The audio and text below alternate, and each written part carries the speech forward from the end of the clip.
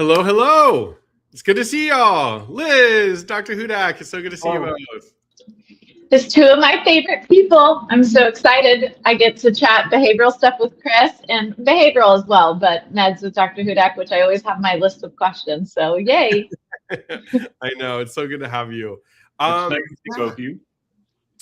Beautiful Wednesday, y'all. I love that we're in like 3 different time zones. So it's like the start of my day. Liz, you're like getting warmed up into it. Dr. Hudak, like you're going to have lunch soon. It's always, yeah. We have people. Yeah, and 3 different climates. What's the temperature there, Bob? It is about, well, it's weird because it's like 20 degrees and well, it's a little warmer now, maybe 38 degrees. It says 38 degrees, but it's raining really hard. I suppose if it's a little colder, we're getting snow, but yeah, it's pretty lousy early winter weather here. Yeah. Yeah. Look at Chris's face. He's probably like 75 and sunny in California. Oh, I'm like in a jacket because I'm cold and it's 68 and sunny. There you go. And then Houston is probably close to you today, Chris, which is nice. I will say this is like, I always tell people, I mean, it can get chilly in Houston. Like it can be 45 in the evening, but right now it's 68 and sunny. And I do think that like the winter months are our time to shine. And then, you know, summer, we want to flee to Pittsburgh. So it's funny because 2 actors that it's the Golden Globe nominations, and there's these 2 actors that we're talking to that are from Canada, and they're starring a show that I like, and pictures were posted online, and they're like in shorts and stuff, and people are like, oh my God, I can't believe they're in shorts in Canada. But then they found out they're in LA. But I looked up in Canada, it's like 20 degrees in Canada and snowing. How are people living? Like, I just don't get it. Like, that's normal winter weather for most people. I love that weather. I was like, how are people living like that? But you know what? God bless all those climates. But well, welcome everybody. We have a special Ask the Experts. We have Dr. Hudak here, obviously Liz McIngvale, my co-host. We always want to remind you, like, this is your live stream. You can ask questions, whatever live stream, whatever platform you're on. We have people right now I can see logged in from Facebook, LinkedIn, YouTube, Twitch, X, iocdf.org/live stream. So wherever you're from, introduce yourself. Let us know where you're watching from. What brings you here today? Are you a clinician, a person with OCD, somebody's parent? We're going to give you a full hour of education, conversation. There's some really exciting stuff that just came out yesterday. I wouldn't say exciting, but like informative that we're going to discuss. The only thing that the 3 of us can't be today, though, is jump in for suicide or crisis. Any kind of crisis that you're in, please, please, please take care of yourself. Be safe. Either dial 911, 988. You can go to 988lifeline.org, a local emergency room, or contact your provider. If you don't have a provider, you can always go to iocdf.org/find help. It's where I found my therapist all those years ago. We're all 3 on it, so please check that out. And of course, iocdf.org has a bunch of resources. Besides that, we're all community chatting here on all these different platforms. Be kind, and we'll get to your questions, and we're excited. My name's Chris Trondsen. I'm a licensed therapist with OCD, and I'm excited to host today with superstar Liz. Introduce yourself. Hey, Liz McIngvale, director of OCDI Texas, one of the few residential OCD-specific programs, and of course, have been involved in IOCDF as an advocate and a board member, and just really excited to be here. And I love live streams with Dr. Hudak because he is a wealth of information on all things medication and behavioral, and your expertise, Bob, is like just always what we need and have a million pre-submitted questions on. So I'm just really excited. Y'all know I usually don't attend the second Wednesday Ask the Experts anymore, but Chris knows that I don't want to miss any with Bob. So he texted and was like, you want to join? I'm like, yes, I do. I will be there. And we're so honored to have you, Dr. Hudak. For those of you who don't know Dr. Robert Hudak, he's a professor of psychiatry at the University of Pittsburgh School of Medicine. He is also the current medical director of the Center for Treatment of Obsessive Compulsive and Anxiety Disorders at Western Psychiatric Hospital. He serves on the IOCDF Scientific and Clinical Advisory Board. He has authored numerous articles and book chapters on OCD and is a co-author of Handbook of Psychiatric Disorders in Adults in the Primary Care Setting, and is the co-chair of the Autism and OCD SIG for IOCDF. He lectures on OCD in numerous settings, both nationally and internationally. It's not on your bio, but do you have like a cool, like, is there something that people don't know about you? Like, are you like the East Coast champion of ping pong? Can you throw down in the kitchen and cook something well? Do you have like, you know, like like a cool like side like thing that we don't know about, like a talent or something, or a passion of something, or you collect? Well, you might be able to tell behind me that I'm really into Star Trek, and so let's just say I know and could talk about Star Trek for this whole hour and probably the whole rest of the day if someone were to let me, but I won't, I promise. I love that. And another fun fact, Chris, I don't know if you knew this, but I did one of my training years at UPMC with Dr. Hudak. So cool. in Pittsburgh. So that's a fun fact that people might not know. When I feel like we have side chatting, it's because we have a long-standing history. But yeah, Dr. Hudak, my dad's favorite show is Star Trek. He likes The Next Generation with Jean-Luc Picard. So like he has all the Pride DVDs now, but he's had us watch it before. It's really cool. And I always wanted the teleporting. Like that was always really cool. So we'll have to do a live stream just about Star Trek.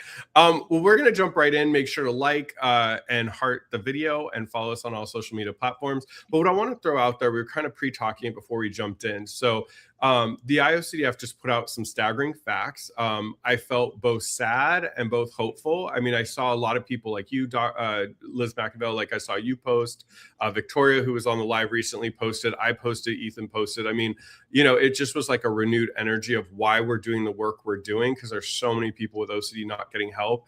But it was also made me a little bit sad. So maybe where we could start is, Liz, why don't you tell the audience what is a white paper and what is it trying to do? And then we can kind of jump in, like what did we all feel about when we saw how little people are getting diagnosed in evidence-based treatment?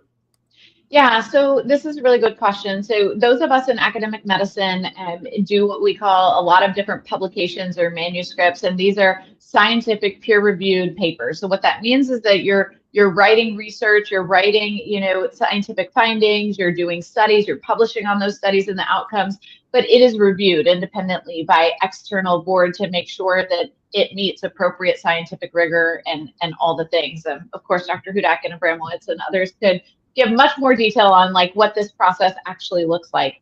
But a white paper, although it is similar in the sense that a white paper is academic, it really is meant to bring together the latest findings, the latest research, but also call attention to the gaps and needs that then we hope individuals will put funding behind. So part of why the IOCDF wanted to do this white paper is we wanted, actually, Michael Janicki, Dr. Janicki, really had a seminal OCD paper, I think it was in 2006 in the New England Journal of Medicine, that really laid out the time to treatment. That's where most of us use that statistic of it often takes 12 to 17 years for somebody to get appropriate treatment. And it really laid out kind of time to treatment, time to diagnosis, how long people live with the disorder, that sort of thing. And IOCDF, the board members, myself, lots of others have been pushing for an updated version. And so the white paper was really originally, to help us do that, but to also call attention to the need that, hey, OCD is a chronic disabling mental health condition that is one of the most prevalent mental health conditions out there, that without appropriate treatment, it has lifelong implications. At the same time, right, which is where the hope comes in, with effective treatment, people can learn to not just manage their symptoms, but actually have freedom from their OCD. And so the goal of this white paper, although I think a lot of us are disheartened by the current statistics and the state of where access to treatment still is, the point is that if we can actually call attention to it and show the need and show what's happening in society, that there is a chance government funding, grants, and different kind of intervention access, I guess you could say, but access to treatment will increase and funding will increase, which then will shorten the gap of years to treatment in years to evidence-based treatment. But what would you add in, Bob? Well, I would add in a couple of things. I think hard numbers here are important. According to the paper, 3 out of 4 people with OCD don't have an OCD diagnosis. They've never been given a diagnosis. And what is really staggering, of the people with an OCD diagnosis, only 2% have received evidence-based therapy for their OCD, which means that 98% have it. When I see residents come through the OCD program, so I have about 8 residents come through every year, and I tell them all at the beginning, you're going to see people who have had OCD for many, many years, who have been in mental health treatment, have never been given a diagnosis. And then if they are given a diagnosis, you're going to see that they haven't been given evidence-based treatment. And we see that over and over and over again. And just yesterday, I saw a 30-year-old woman who got an OCD diagnosis for the first time 2 months ago, despite having OCD symptoms her entire life and being in mental health treatment for the last 10 years. Yeah. Exactly. Yeah. And we see it. I mean, Chris, you see it as an advocate, you know, we see it as IOCDF. I see it here at the res level. And I mean, what's so sad to me too is, you know, the amount of time and time again, I don't think I've ever seen a patient that when they first started having symptoms, they got a good diagnosis and appropriate treatment. Like it just, that is such an anomaly that in fact, the norm is years, if not decades of the wrong treatment, the wrong interventions, the wrong medication. And so of course people become more hopeless and they struggle more and they become more disabled by their illness. And I think the reason I am so disheartened by it, what I want to talk a little bit about today is that there is such an amazing treatment. You know, if there wasn't an amazing treatment and there wasn't a treatment that was super effective, not that it wouldn't be as disheartening, but you would kind of understand more. Well, it makes sense. Not a lot of people are getting better or have gotten the right treatment because it's confusing. We don't really know what the right treatment is. That is not the case for OCD. We know what the right treatment is, and it is one of the most successful interventions that exists for any mental health condition. And so that's what's just so disappointing is you're like, like I see people in res who most of our patients have gone to 2 or 3 other res and intensive programs and not received ERP. And you're just, it's so sad. Yeah, I see a client on Wednesdays for individual sessions weekly. We finished an IOP, but her OCD got really bad in 2020. And when she came to me, we were looking at all her prior stops prior to seeing me, you know, a couple months ago. And it was like every single place she went never even brought up or offered ERP. And I think that's what's disheartening too, is like the people that finally do figure out they have OCD that then turn around and go and get care. You assume you're getting the right care because somebody is presenting themselves as knowing, you know, frontline treatments for OCD and I'm an expert in presenting all these things. And that's why I think too, what happens, you know, I run that family and loved one support group and we hear from parents all the time, like my loved one isn't willing to go to therapy anymore. They've been doing it 5-6 years. It hasn't worked. And then when we inquire, like, tell me a little bit about it. What did they do? Who did they see? It's never ERP. It's never frontline care with somebody that I recognize at least their name.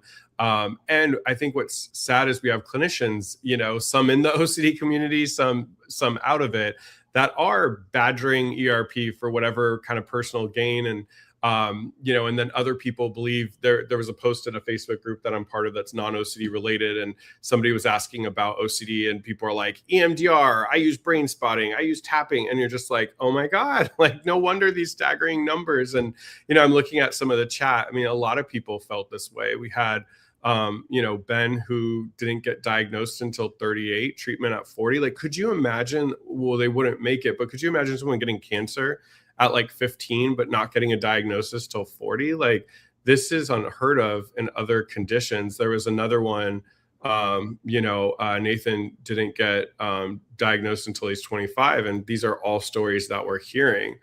So it's just, I don't know, man. I felt really sad. I started reading some of it, but I was like, I need to take a break because you feel like we've been doing so much work and I thought it was going to be better, but just to hear, you know, we got so much work still. Yeah, and you think about, you know, Bob, one of the things you said is 98% of people who have a diagnosis aren't receiving effective treatment, but most people don't have a proper diagnosis. So what is the number of total patients with OCD that are actually receiving treatment that's effective? It's got to be 0.0 something. It's very small. And I think that, you know, compare this to other mental health and other psychiatric issues that have similar rates of disability and difficult morbidity in their patients, like schizophrenia. If people with schizophrenia, on average, they see a psychiatrist, it takes 5 years to get a diagnosis. And once they do, the psychiatrist said, let's wait a couple of years to give you antipsychotics and let's do something else to see if the schizophrenia gets better.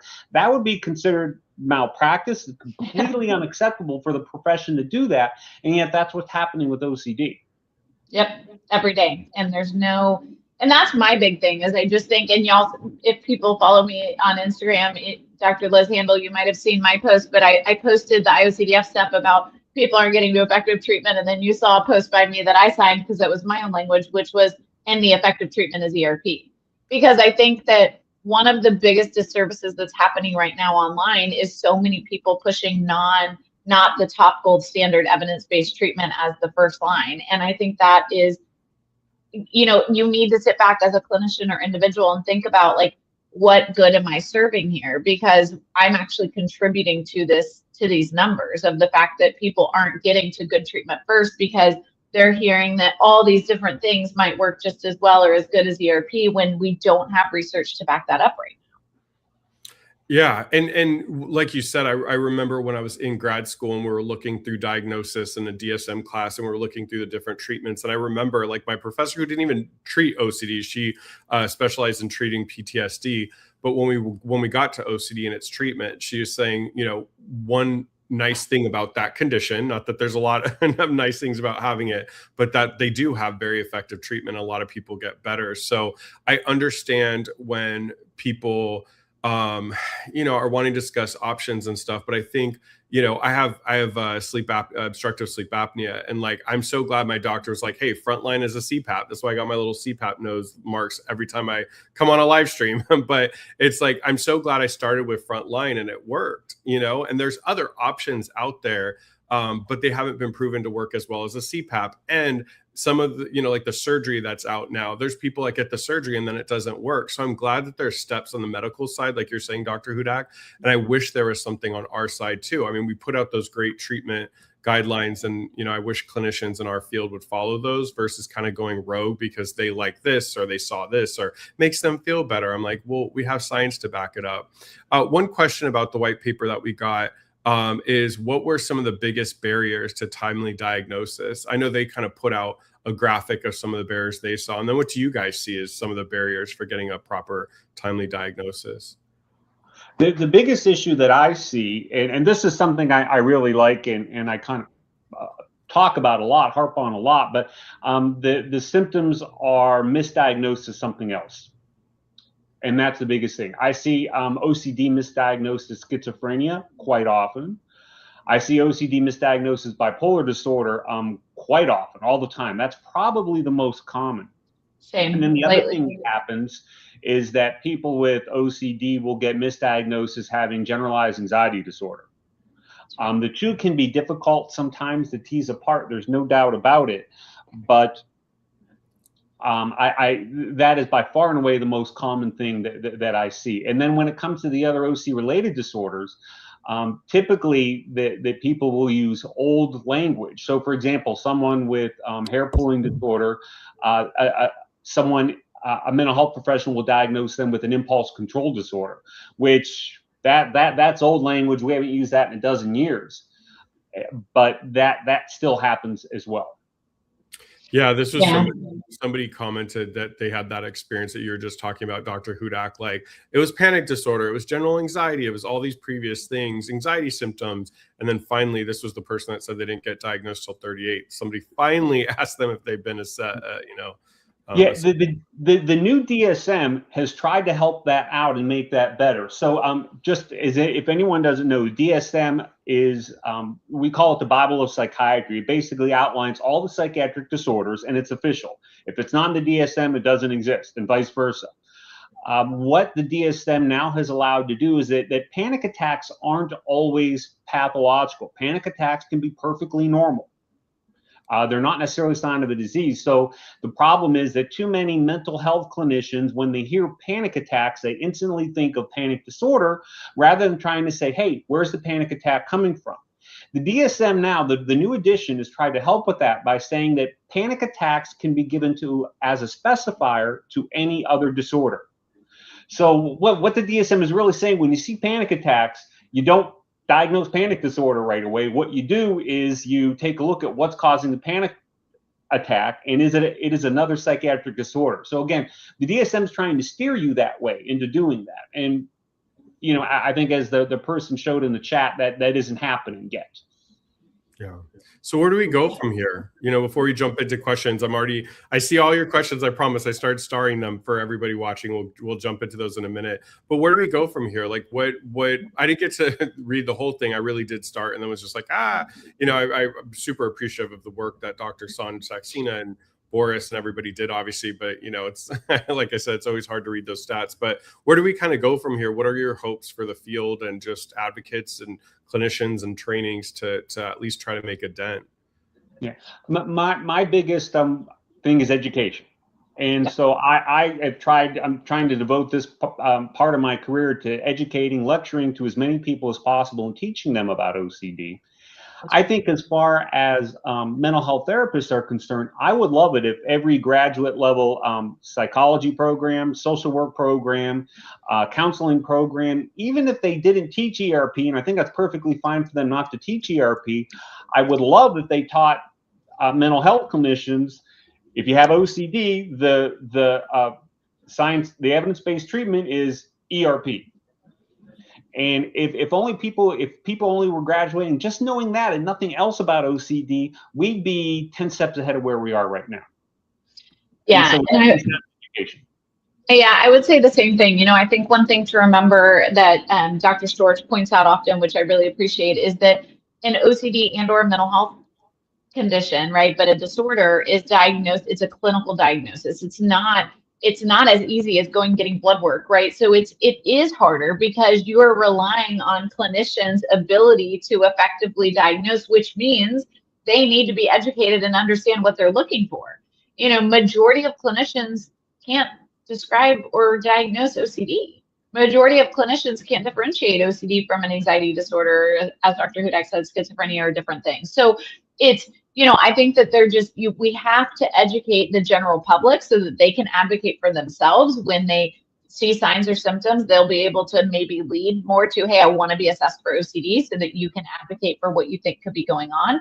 But then also clinicians have to have a better understanding of how to appropriately diagnose and assess. And unfortunately, as Dr. Hudak said, everybody should be using the DSM. The DSM is what should guide all of your diagnosis. And I know clinician after clinician that don't do that at all, that they are going based on their own thoughts or what makes sense or what they, you know, versus the DSM, which again is how we understand if somebody fits within a diagnosis, and is really important to go again based on research, science, and background that has got us there. This isn't just three guys got together in a room and wrote a manual based on what they think. You know, this is a very important way that we diagnose and understand what's going on with the human brain, which is so complex, right? Brain and behavior are so complex. It's very hard to say, you know, but I will tell you, as somebody who is an OCD specialist, I can hop on a call with someone and in 10 minutes, if they tell me their symptoms, I can tell you pretty quickly with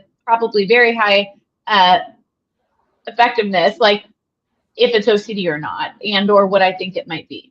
But guess what? Me being able to differentiate of like bipolar with psychosis versus schizophrenia, but that's not my area of expertise. And so what am I going to do? I'm going to be able to say, hey, this sounds more like a thought disorder. Here's where I want you to go get assessed. Here's who you should meet with and see, because I know that that is not my area of expertise. And we just have to help get the word out that specialty care is so important, and that if you don't specialize in something, you shouldn't pretend to, and you need to refer out, because I think that's critical. And as Dr. Hudak said, if at minimum, I'm not expecting everyone to know how to do ERP, but I would love everybody to know, oh, if someone has OCD, they should be getting ERP.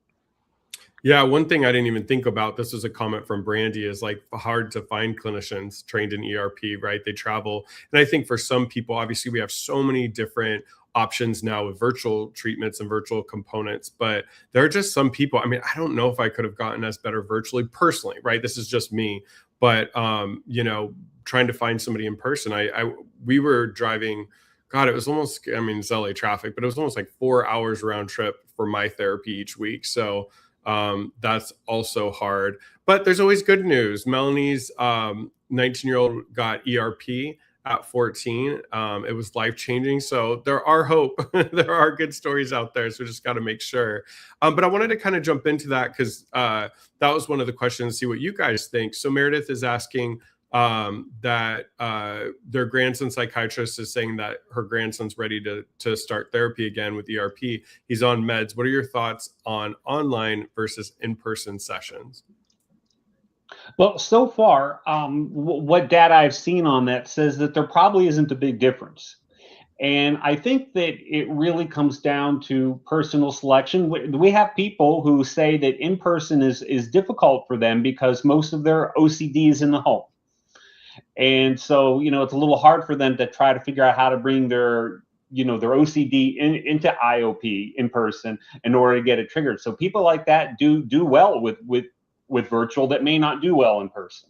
The reverse can happen as well. But just in general, I would say there doesn't seem to be a difference. And I would put it more to comfort level and, accessibility than anything else. Yeah, and I know some of our early research, and I don't know that we've updated that since then, is that if possible, the first couple sessions are better if they're done in person to build rapport and at least have experience doing ERP together. So doing that exposure with full response prevention, at least the first couple times before you move to total virtual. But I think what's very clear is that if the option is virtual or in person for OCD and either are the same, sure, I think most of us would say in person's better. But if the option is virtual with an ERP specialist or in person with someone close to me who doesn't specialize in ERP, virtual is a million times better. So, right, it's really like what works for you as long as it's an ERP specialist. Yeah, I would just triple what you both said. The research shows that both of them are very strong. I think a lot of it comes down to preference. I know some of my clients with autistic clients or clients with ADHD will say sometimes that the virtual component is more tough for them. Some people love it because they can walk around the house and I can be in their house and we can do exposures that way. I think it's really the comfort of the person. But I've worked with so many people that sadly I've never met in my life, like in person, that have gotten better. So it definitely works. I think this is all of us as clinicians experience what Brandy was saying. She's a licensed social worker and was never exposed to OCD education, ERP as a student. A presentation came in and is what, told it. So going back to what you guys were saying about educating, I think that's what I've heard. A lot of people are like, oh, somebody came in and did it in service. I spoke at the Pediatric Advanced Forum, BTTI, and the client and their parents I brought in and we did a presentation together. But that's how they found out. Barbara Van Oppen at USC did a presentation. And the woman's like, my client's mom is like, oh my God, he's been misdiagnosed. This is what he has. And he finally got a diagnosis. So all of you that have done education or gone places and stuff, thank you for all that you're doing because it clearly shows that it's helping. Dr. Hudak, this is for you. Katie asked, can neurofeedback therapy help with OCD, specifically discuss space contamination OCD? Yeah, so neurofeedback hasn't really had a lot of data with OCD yet, and it's being used for some other things. I think it's used for PTSD quite a bit, if I'm not mistaken. It's something that's going on there. I think that neurofeedback is, the way I would put it, I think that its use is maybe getting a little ahead of the evidence. And that doesn't mean that it's bad or doesn't work. I think it simply means that we don't know at this point. Again, as far as OCD and you want to discuss space contamination OCD, I would still go ERP always as your first line.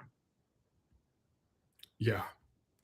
Thank you. Yeah, and I will say, just as a quick reminder, because I've got some advanced questions, but just that I want to get to, but as a reminder, IOCDF published the amazing treatment guidelines document that you can also find on iocdf.org, which will guide you around what behavioral interventions are effective and evidence-based, what might be second lines or adjunctive, which means you would try in addition to, and they've done the same thing, and that I know Dr. Hudak and Dr. Poskar were a big part of for medication as well. So helping individuals understand, where do you start? What is the first line medication? What is the first line behavioral intervention, right? What does that look like? Because the reality is that it just doesn't make sense to start somewhere else, right? And so we always would start with the first line because that is known and proven to be the most effective intervention. So why wouldn't we start there with both medication and behavioral therapy? Yeah. I didn't know this, Dr. Hudak. Someone in the comments said, I can't believe they discontinued Prozac and brand name. Not the same at all as generic. So maybe we could jump there first.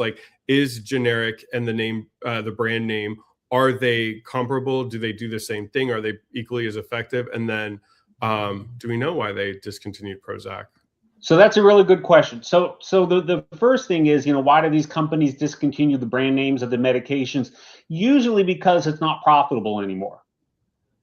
Most insurance plans won't pay the big money for brand name.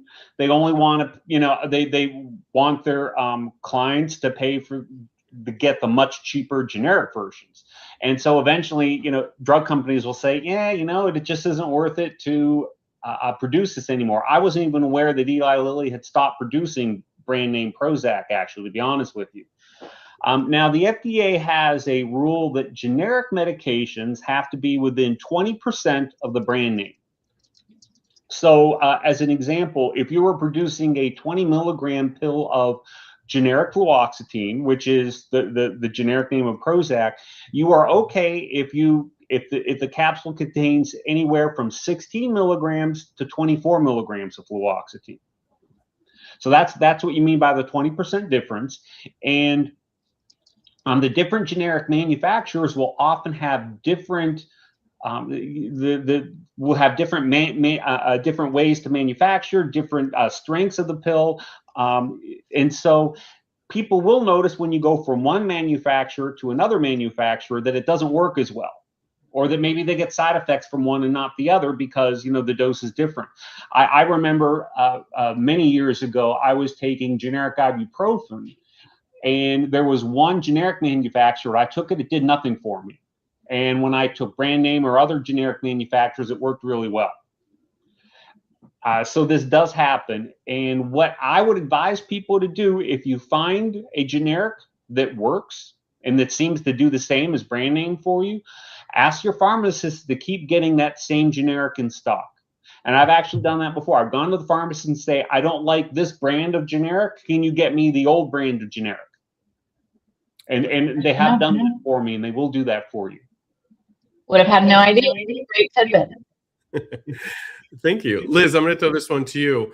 Someone asked, can a patient meet some of the criteria of OCD or any diagnosis, obviously, but OCD and not merit a full diagnosis? So Absolutely. I think. I mean, I would tell you that everybody has some type of, symptoms or, some sort of OCD tendencies. And that's why, we know people are obsessive. We know people are compulsive in different ways and to different degrees. But the D, which is the disorder, is what needs to be clinical, right? It typically takes more than an hour a day, right? There's different criteria that we know that would make somebody meet criteria. But even if you think about any disorder, if we pulled out the DSM and opened any random disorder, a lot of us would have some of the symptoms, but that's why there's often a cutoff, 5 or more, this many or more, this much interference, right? So that you can understand when it becomes disorder. But we're humans, we all engage in lots of different behaviors. I'd like to say, whoever asked that question, you've triggered one of my pet peeves. So thank you. I get to discuss this.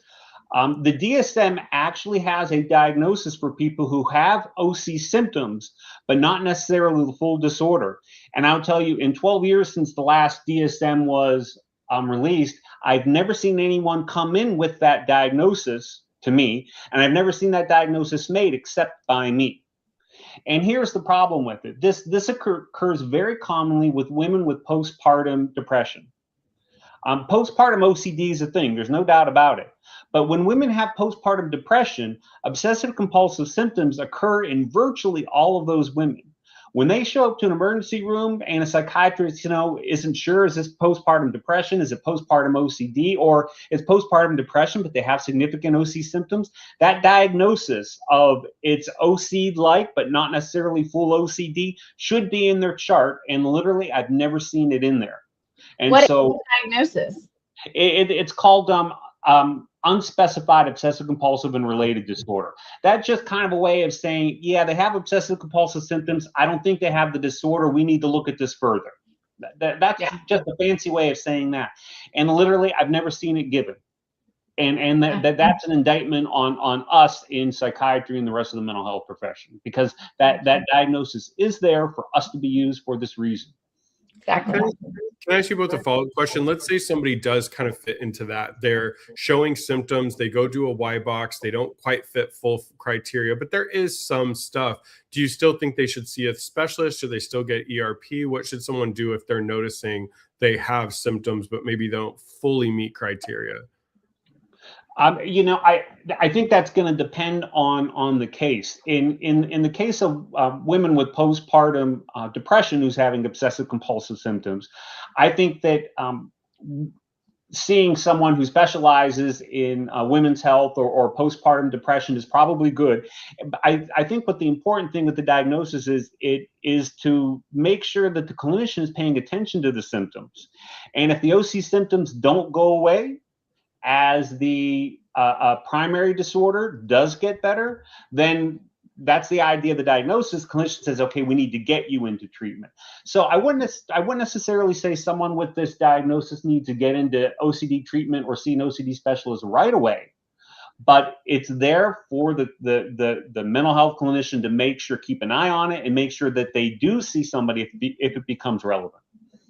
Yeah. Exactly. And here's what I always tell people. Never in my career have I had somebody say we sought treatment too early, but every single day I hear people say we wish we would have come to treatment sooner. So if you're already wondering and thinking about treatment and you're feeling like you might want to seek services or understand what's going on, it's already probably too late, in the sense that, like, get an appointment as soon as you can. And listen, if you're with a good clinician, they should be able to tell you, hey, this isn't like, you don't need to keep seeing treatment, but here's what you would look for in your kid, or here's some signs and symptoms that would indicate they do need to be in treatment, right? And I talk about this all the time as, like, somebody who leads the highest level of care program for OCD treatment. Is we don't take patients that would benefit from outpatient. We tell them you should go do outpatient with an ERP specialist. Like, we are not, you don't have the level of severity that would need or warrant a residential level of care. And so a good clinician should be able to help guide you too, of like, what do you need and what level of treatment makes the most sense and all the things. Yeah. And Chris, I have lots of questions, so let me know when I can hop in. Okay, let me do two more, one for Dr. Hudak, one for you, and then you jump in. Debbie asks, what do you think of ketamine for OCD? She also said that her son has allergies, so she's not sure about ketamine, but just in general, what's kind of the buzz on ketamine for OCD? Okay, so again, ketamine is another thing that's gotten way ahead of the evidence. And at this point, I'm not recommending ketamine for anybody outside of a research study or a research setting. There is some evidence that it helps with OCD. However, that's only a subpopulation. There are other subpopulations where it actually has triggered suicidal ideations in a small number of patients. Again, the data is preliminary on this. So at this point, ketamine really should only be used in the context of a research study. Bottom line. Thank you, because I feel like so many clinicians are throwing ketamine and so many different things, and I personally have not, and this is, I know, anecdotal, my own observation, but I just have not seen any patients with OCD even benefit from ketamine. But I think there is something, Dr. Hudak, where individuals feel it feels more medical, and for some reason, some people, they would prefer an intervention where, like, go in the office and you do this kind of medical intervention than behavioral therapy. I don't know if part of that is like stigma reduction that still needs to happen and you know, what's going on. But, you know, I'm curious to hear your thoughts on TMS, because, you know, there is a little more evidence for TMS, but it still doesn't, I don't think you'd recommend TMS before ERP. TMS is a good intervention. No, I would never recommend TMS ahead of ERP for sure. TMS is a good intervention. However, I think it's important to note that there are two types of TMS. There's TMS that's done for major depressive disorder, and then there's a special type of TMS that's done for OCD. It's called DTMS. The TMS that's done for OCD is different. It's a different machine or a different coil than what is used for MDD. So someone who treats depression with TMS, they can't necessarily treat someone with OCD unless they have the OCD specific machine. So it's very important for people with OCD to make sure that if they do get someone, go to someone with TMS, they can do TMS specifically for OCD. I've seen a lot of websites for TMS providers that say TMS treats both depression and OCD, but they don't actually say they have the OCD machine. So again, you have to be careful that you're going to somebody who does that. And interestingly, by the way, when you get a TMS treatment for OCD, they do an exposure with the TMS treatment. Yeah, so you're still kind of getting ERP while you're in there. So it's hard to know too, like which one is the real benefit, you know, but okay, were those your questions, Chris? Is it my turn or not yet? It's okay if it's not my turn yet. No, totally. And then you could take over, but I think you're really good at answering this question. Kate asked, can you speak on the correlation or co-occurring or connection between PTSD and OCD? Me or Dr. Hudak? Well, Okay. Yeah. I mean, so we know that individuals with PTSD are at have a higher prevalence rate of also having OCD.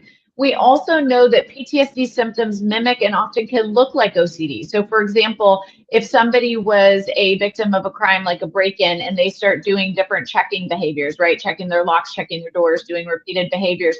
If those behaviors are better explained as a safety behavior due to the trauma that they experienced, that is a PTSD safety behavior. Versus someone with OCD who maybe hasn't had a traumatic incident, but is afraid that they didn't lock the door and they're going back and rechecking to be sure, and it's an OCD behavior. This is important because although both treatment interventions fall under the CBT umbrella, right? So ERP falls under cognitive behavioral therapy, so do PTSD interventions. The most evidence-based PTSD interventions are cognitive processing therapy, CPT, prolonged exposure, PE, and now some evidence as well behind EMDR. Those are all CBT interventions. So there is a lot of overlap, by the way, in the intervention and what we're teaching and doing. I think one of the biggest differences that I see clinically is that in PTSD, we're really not using uncertainty versus in OCD, we do use a lot more uncertainty and leaning into that from a behavioral intervention standpoint. What's important is we do want to understand and differentiate what are the PTSD symptoms versus the OCD symptoms, because people can have dual diagnosis, and because we do want to treat them a little bit differently, right? The treatment models are a little bit different. And many times individuals with a comorbid PTSD and OCD diagnosis can do that treatment together, or they can do it kind of staggered, one and then the other. I think if you're doing it staggered, we would typically, at least my recommendation, and I think the research would show this too, I need to double check, that PTSD treatment would happen first and then OCD. Because again, we wouldn't want to do OCD treatment that re-triggers PTSD, but often it can be done comorbidly or like combined at the same time. Dr. Caitlin Pinciotti, Lauren Wadsworth, Nathaniel Van Kirk, there's been a lot of clinicians, and there's actually a special interest group through the IOCDF that I think we're meeting next week that's on PTSD and OCD. But they are some researchers and clinicians that have done a lot of work in this area. One of the things I love is Dr. Pinciotti has a really great handout that helps you kind of differentiate which symptoms are which and what, you know, that sort of informational PTSD and OCD education that I think is really great to have. But yeah, there is a strong connection. We know that the prevalence rate is higher. I did a lot of that, my work in some of that research that I did during my postdoc at the VA for individuals with PTSD and OCD, and there's a high comorbidity. But Dr. Pinciotti, both have great treatments, so that's the good news. Yeah, Dr. Pinciotti wrote a really nice review paper on PTSD and OCD, I think from 2022, I believe. Yeah. If anyone wants to try to hunt that down. So this actually leads into my next couple questions perfectly that are for you, Dr. Hudak, is one of the things we see clinically is comorbidities, right? It's kind of rare, at least for me at the residential level, that I'm seeing anybody with one diagnosis. Many of our patients have dual diagnosis. So OCD and borderline personality disorder, OCD and autism, right? All sorts of comorbidities. And I'm curious if you can speak to how and or if medication adjustments take place in those comorbidities. So I would love, if it's okay, if we can start with BDD. But if a patient is presenting with BDD and maybe not OCD, or maybe they have comorbid, but a patient's presenting with primary BDD, do you follow the typical OCD medication regimen, or are there any adjustments that are made? Okay, so two things with BDD. One, medication-wise, generally you follow the OCD protocols, medication protocols for BDD. There is one exception to that, in that there is some data out there that shows that even people with BDD who have really poor or no insight tend not to respond to antipsychotics. And so I'm much less likely to use antipsychotics on BDD than in other OCD patients, although I'm unlikely to use antipsychotics for augmentation anyway. I think we have a lot of other good options available to us nowadays, but that is where it is different. So with BDD, I'm less likely to move beyond the SSRIs and add in antipsychotics. The second thing with BDD, I always caution people to be aware of when someone has comorbid OCD and BDD. If you treat the OCD, sometimes by getting that better, it gives the BDD a chance to bloom, and the BDD can take over. And because BDD probably has the highest suicide risk of any psychiatric illness, you can actually induce suicidality by treating their OCD. And not treating BDD. And not treating the BDD. Yes, you have to be careful with that. And then what about comorbid autism? How would medication regimens change? Maybe BDD and autism or OCD and autism, but we see a lot of autism comorbidities, at least here. How it changes, not really much with autism. With one piece of knowledge you need to know. I treat adults. And so children with autism can be very sensitive to SSRIs, which are, of course, the primary treatment in OCD. However, that is not the case with adults with autism. So if you see an adult who said, I can't take SSRIs, I tried them as a kid and they made me jump out of my skin, I couldn't take them.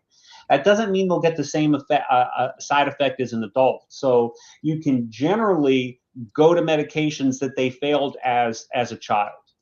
So that's really the only difference, is that you're still using the same protocols, you're still using the SSRIs, but they can tolerate them now where maybe they couldn't when they were children. Okay. And then what about BPD? So I've seen some providers, if there's a comorbid borderline personality disorder, an OCD diagnosis, or BPD primary, talk about mood stabilizers or like bipolar medications. And that's been a little confusing to me, but I'm just curious if that's the right approach. Yeah, there are recommendations for borderline personality disorder, and they're not necessarily set in stone. My old department chair from many years ago had written guidelines for how to treat BPD. He was one of the big experts on borderline personality disorder, and essentially he recommends antipsychotic and maybe an anticonvulsant such as valproic acid to help with people. I think that generally what I do with my OCD borderline personality disorder patients is I still use SSRIs for them, and if they have a problem with affective instability, meaning their mood jumps around all over the place, I will use some low-dose antipsychotic to help with that. Okay. I'm purposely typing because this is so helpful. Thank you, Chris. I'll jump to you. Yeah. And if you have any more, we could go back and forth. There was real quick, Cash asked about the link. You were talking about he asked during the paper by Caitlin Pinciotti. I can look it up. Do you know? Yeah, and I think Caitlin has a great website that you can go to find all of her work. I'm going to pull that up right now. We will drop it in there. Perfect. This is a good one, Liz, and Dr. Hudak. Tara says, my daughter has contamination OCD and emetophobia. Not sure which to treat first. I'll let Liz give a better answer because she is, has a lot more experience on the behavioral side of this. I see a lot of patients with this, and I will say, which do you treat first? I'll say both. Yeah, I would agree. So you're going to treat both, right? Often contamination is because of emetophobia. So not always, but oftentimes individuals are having contamination fears because they're afraid of throwing up. And so we can't treat that in isolation. We need to, because again, remember, when we're doing ERP, we should be focusing on core fears. So which again, this is an assumption, but if in this case, it's contamination with the core fear of vomiting or the core fear of like, if I vomit, this will happen or that will happen, whatever it is, we are treating both at the same time. When we do contamination exposures, we're leaning into our core fears so that we can break that association, break that fear, have it be no longer something that triggers us. And so we want to treat them together.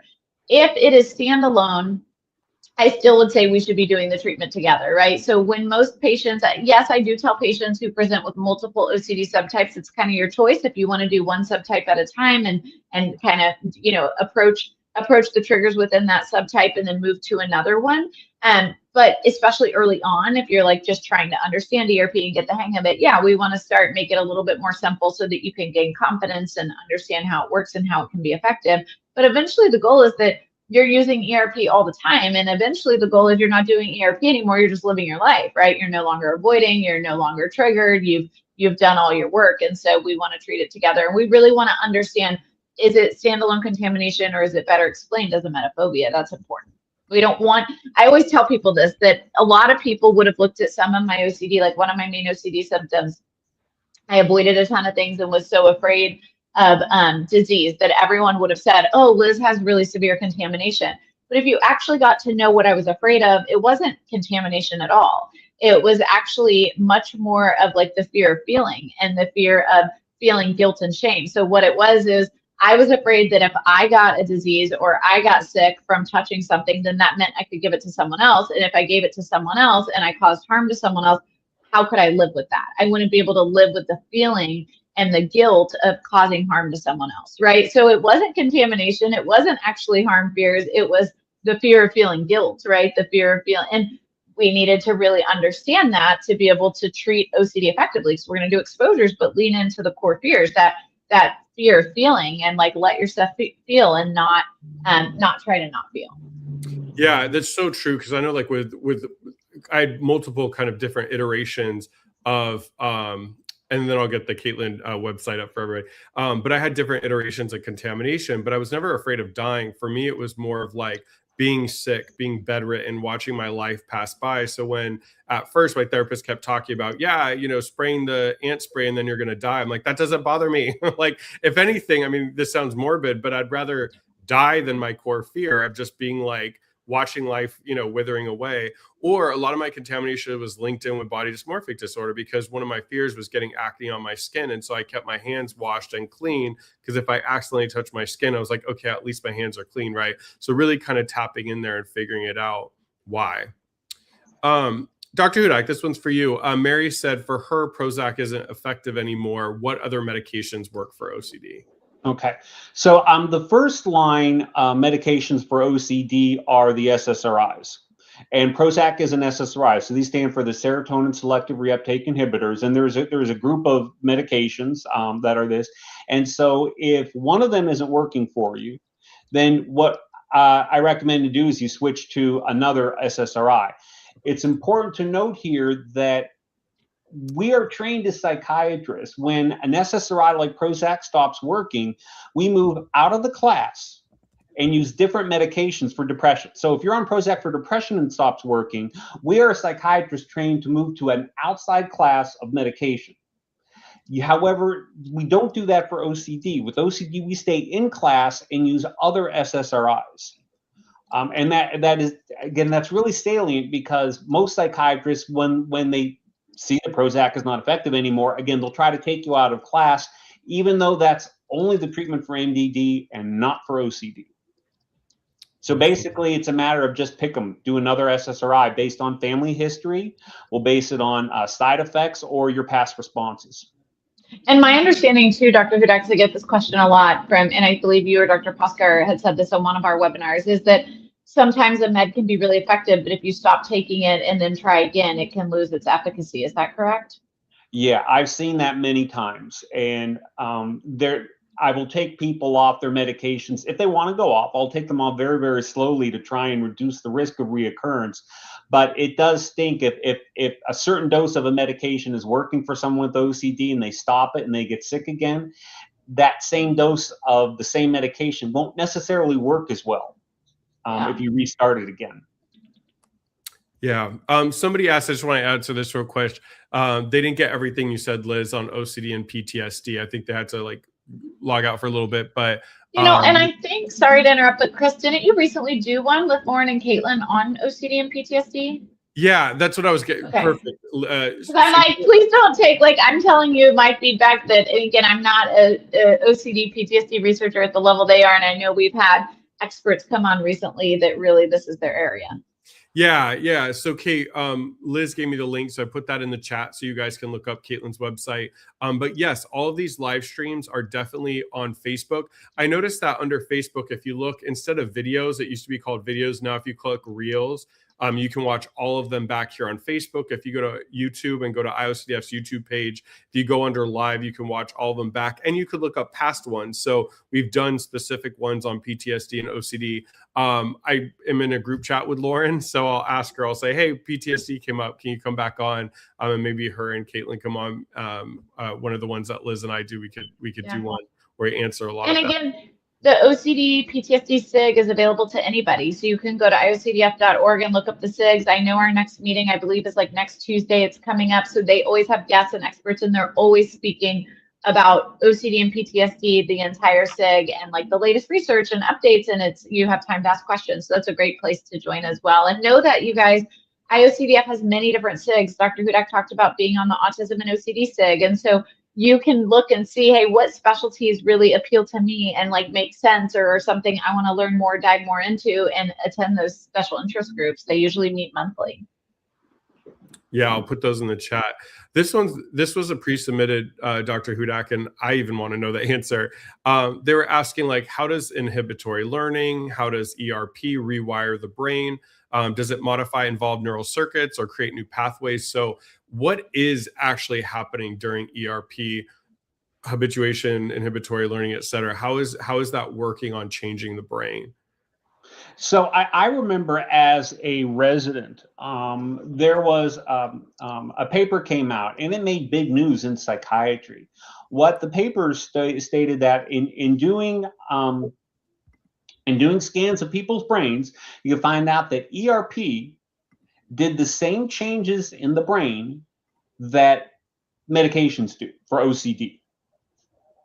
So if you take someone with OCD and then you give them meds and get them better, or give them ERP and get them better, the changes in the brain are exactly the same. And that was really a big news, because we're changing someone's brains with ERP and doing what medications do. And that was a big deal. And that was the first time anything like that had ever been demonstrated. So I'm not exactly sure what is going on on the level of the brain. I think that what you are doing is, you are making some new pathways there. I think that always goes on with the brain. I don't know what's actually going on with the neural circuitry there. In my mind, I don't necessarily think that's the biggest deal on an individual basis. I think scientifically it's important, but I think for you, it just says, I have the saying, ERP works. And, medications do help. There's no doubt about that, but ERP works. And so my bottom line with this is, regardless of what it's doing at a microscopic level, ERP works. That's right. Liz, I'm going to try to sneak in this last question for you. What do you say to people that Dottie was saying that the family member with OCD says ERP has been too hard? What's kind of your approach when you get people? Because my guess is you get people that have already tried it. You're at the highest level. You're getting severe cases. How do you introduce the modality, which you and I, saved our lives, right? Like, we're passionate because it's what changed our lives. How do you approach this? Yeah, so everybody knows my new kick that I'm ending 2025 with is, when someone says ERP doesn't work, instead of saying, okay, try a new intervention, I'm urging clinicians to slow down and figure out why.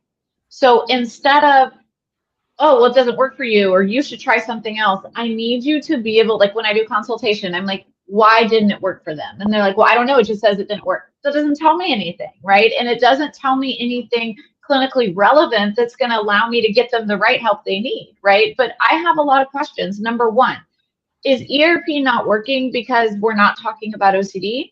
This happens all the time for us, right? Where patients with a comorbidity are struggling to differentiate their OCD symptoms versus their symptoms from their other diagnosis.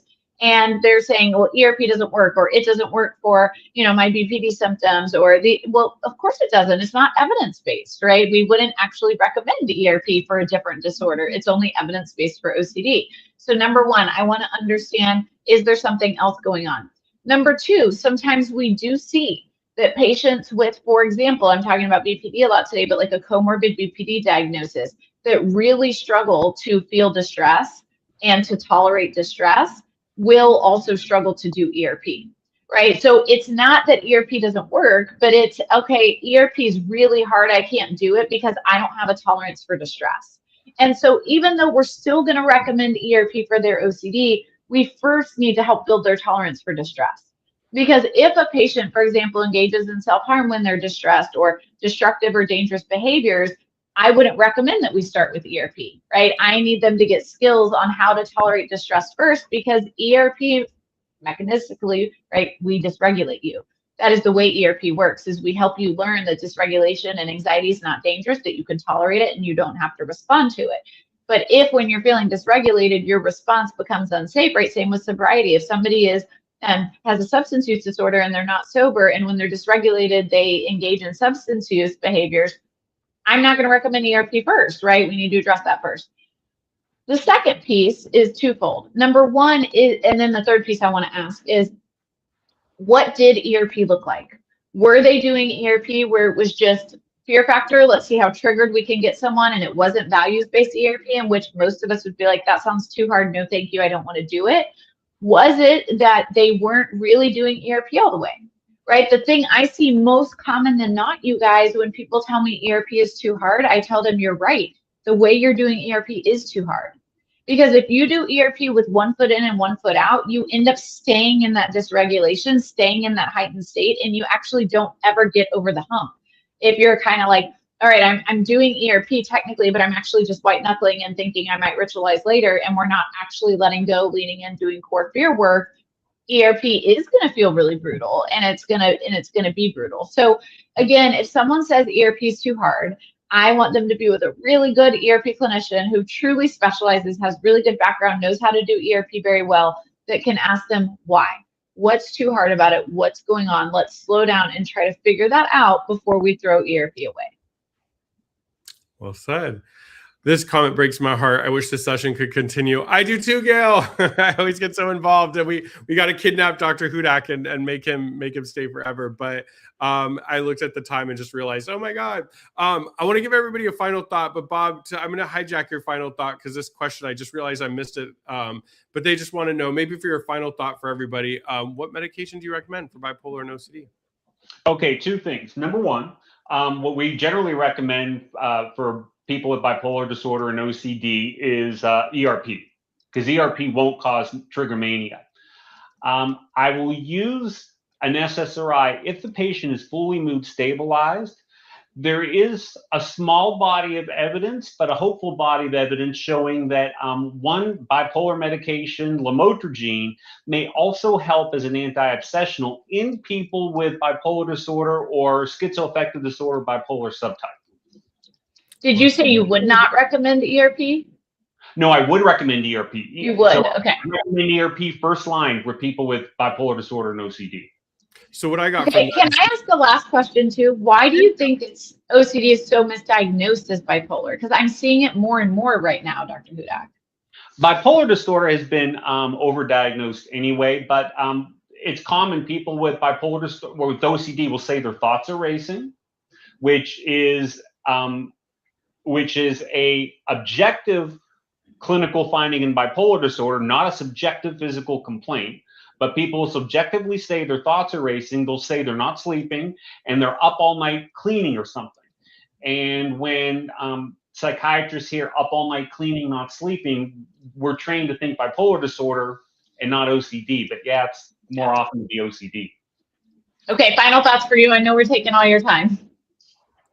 Again, ERP works. Medications can help. I like to say medications set the table. ERP is really where you get your calories, where the meal comes from. Medications can really help you get to ERP if you're having trouble with it. Thank you. How about for you, Liz? What's your final thought?